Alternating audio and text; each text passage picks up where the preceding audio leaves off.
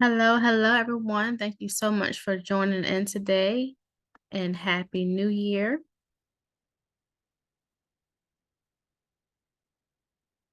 My name is Ashley Martin. I'm a licensed and board certified behavior analyst, as well as a licensed professional counselor, a certified master addiction, certified anger management specialist, and a certified relapse prevention specialist.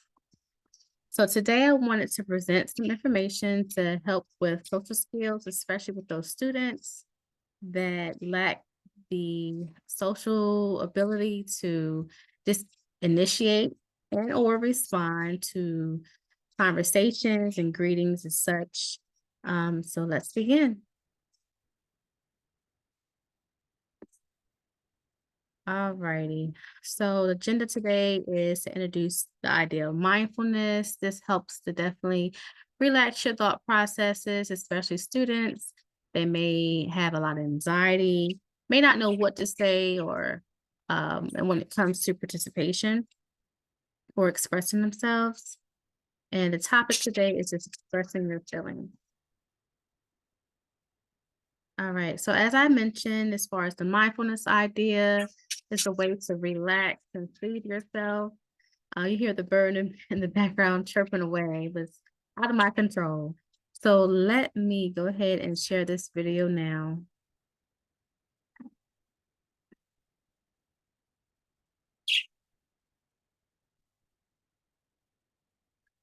One second here while it loads up.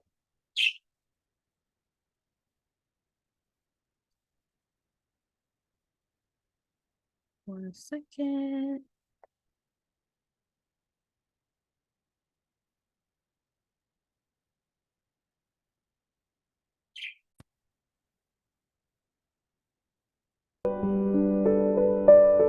Right. During this time, if you have a break in your classroom setting, find ways to maybe just relax the atmosphere by turning something soothing and rhythmic as such. So just take this time to even enjoy it yourself.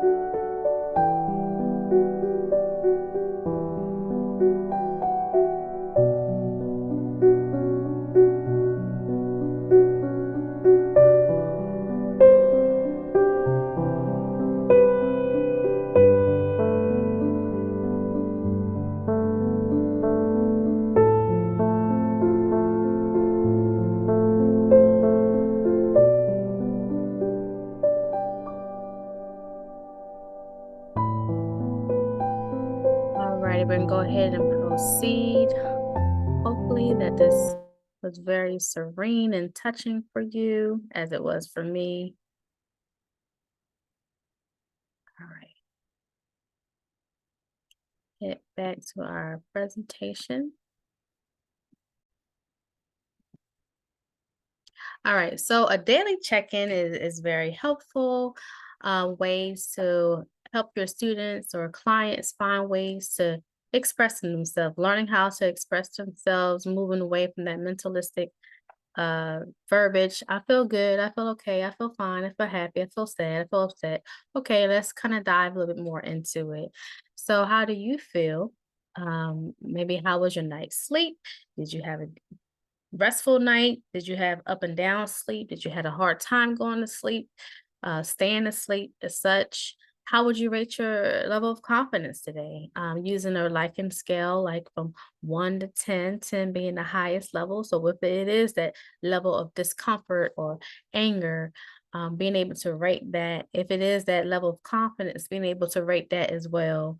Um, what are some things that you do to maintain low stress levels? So not only identifying how you feel, but being able to express how you're able to maintain low stress levels. So these are actions, right? These are things that you do in place, no matter if someone's available or not. These are some things that that student may readily do for themselves. And that may be taking a walk, read, play your game, to go get a glass of water, exercise, you name it.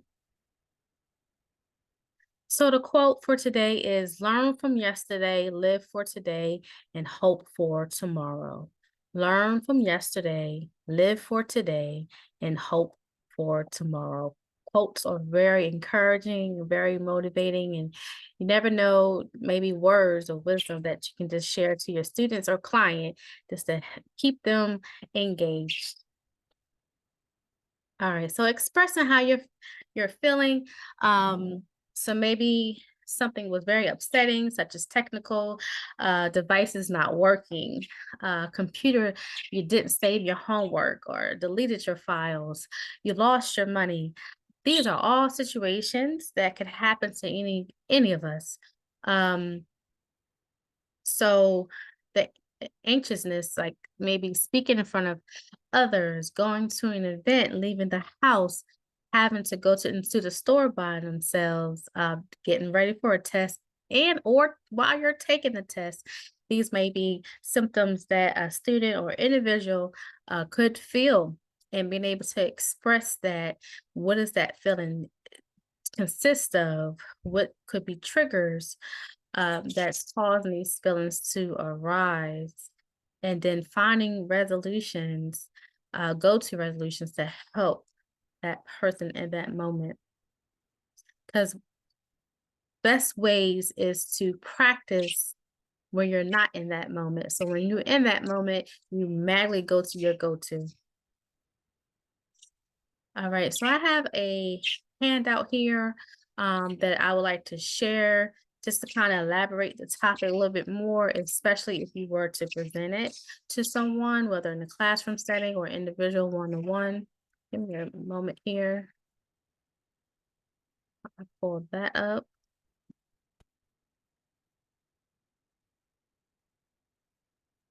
All right, perfect.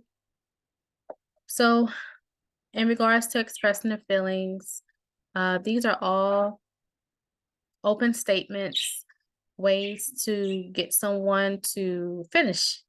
So maybe starting off with yourself, just modeling how you would finish, and hopefully that will encourage that person to participate. So I feel excited when it's warm outside and I had a good night's sleep. Because for me, that's going to keep me really motivated. The next one, sometimes I worry about, and maybe expressing what variation consists of, right? So maybe he's worrying about a test coming up, or worrying about what to wear to a special occasion, what to buy for someone. These are all examples that you can help, a student or an individual learn how to express themselves. I feel scared when, I feel frustrated when, I feel sad when, what makes me angry is when, right? So these are all great examples of expressing yourself, describing that mood and those events that could definitely take place. Okay. Take that to the PowerPoint. All right. Hey, this is a short video clip here that I thought was Looking for an easy very way to get that LLC next to your business name? Say engageful. hello to Taylor Brand. You The just go to their population site, that enter you your... will serve. This video was made possible by The Great Courses Plus. Okay. Okay.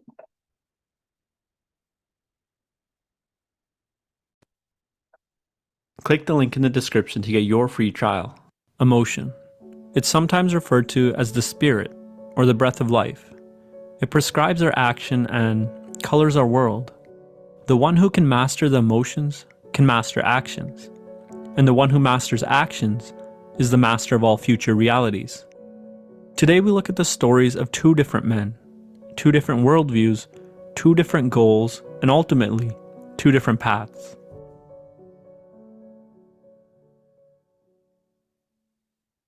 This is Alexander. He believes that there are two kinds of people in the world, the conquerors and the conquered. If you want to be great, you have to become a conqueror. It's a dog-eat-dog world, and only the fit survive. You have to determine who will conquer with you and whom you must conquer. Alexander read a lot as a kid. He fell in love with Greek heroes who displayed the highest virtues, courage and bravery. They were leaders, not followers. He didn't have much as a kid and had to work hard for everything that he had. This led him to believe that a person's life is the outcome of their actions, and that they must take complete responsibility for what happens to them. Physically and intellectually, he held himself to incredibly high standards. There's no one he wanted to conquer more than himself. One day, he encountered a homeless man.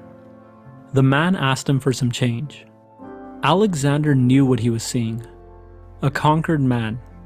How could this man let himself be conquered so badly? How many mistakes must he have made to end up in this position? Why doesn't he take steps to dig himself out of this hole? Instead, he's taking the lazy way out. He's trying to take from those who worked hard for what they have. Those who make good decisions should not be punished by those who make bad decisions. Alexander knew that if the man wanted to eat, he needed to learn how to get fish and not have fish given to him. He became enraged by the man's weakness. This man won't get a penny from me, he thought to himself. That would only enable his destructive behaviors and poor attitude towards life. By suffering, he'll learn or he'll die. That's the way the world works. This is Joseph. He believes that there are two kinds of people in the world. Those who can help and those who need to be helped. His father taught him that the highest good is to serve those who have nothing and to lift them up. Life is difficult and those who have should serve those who have not. Joseph read a lot as a kid. He fell in love with very spiritual leaders who loved all and lived to serve. He grew up quite well off and always felt indebted to those who didn't. He felt lucky to have everything that he did. One day, he encountered a homeless man. The man asked him for some change. Joseph knew what he was seeing. A completely underserved man. This man had been abandoned by society. Joseph felt like weeping. Imagine how much we have failed as a society to let someone get to this point, he thought to himself. Life is so difficult and full of suffering and based on luck that any one of us could end up in his position. He grabbed some money from his pocket and handed it to the man. And with that, both stories end here. Both men had unique worldviews shaped by their past experiences. They both perceived the same man in a different light. Where one saw a weak man, the other saw a forsaken man. Their perceptions led them to feel different emotions. Their emotions were heavily affected by what they thought they were seeing. In actuality, both men knew nothing about the homeless man, and they have no idea what led him to this position. This is often the case in real life. From a young age, both men were surrounded by an invisible structure, referred to as culture or environment. The knowledge they grab from this structure allows them to navigate the world. Alex grew up in a structure of personal responsibility, of strength and weakness. He can only see people in this way. It's all he knows. Joseph grew up in a structure of collective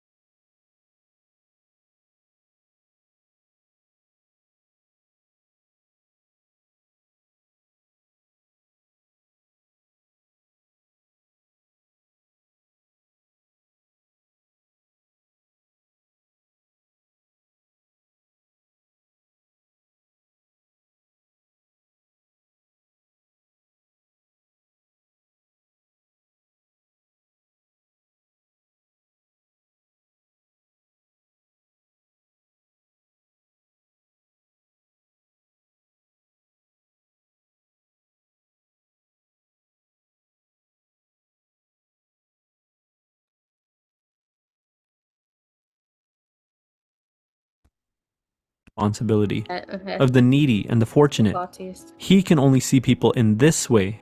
It's all he knows. For both men, emotions are tools. In Alex's world, anger is a useful tool that allows him to become strong, his highest ideal. In Joseph's world, compassion is a useful tool that allows you to become a giver, his highest ideal.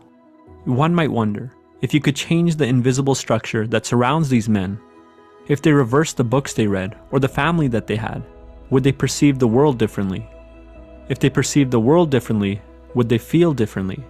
The master of emotions, then, is the one who can alter the invisible structure around them. This allows them to gather a diverse set of concepts, which allows them to see the same scenario in different ways. Okay, well, I'm gonna stop it there, only because just to kind of bring it back to the whole topic of expressing your emotions and how you feel, it's definitely and relates to your experiences, and everyone's experience is different. Okay, so the summary is identifying and expressing your emotions go hand in hand. It is important to be able to understand the things or situations that cause certain emotions and ways to deal with it so that you can keep calm and make the right decisions.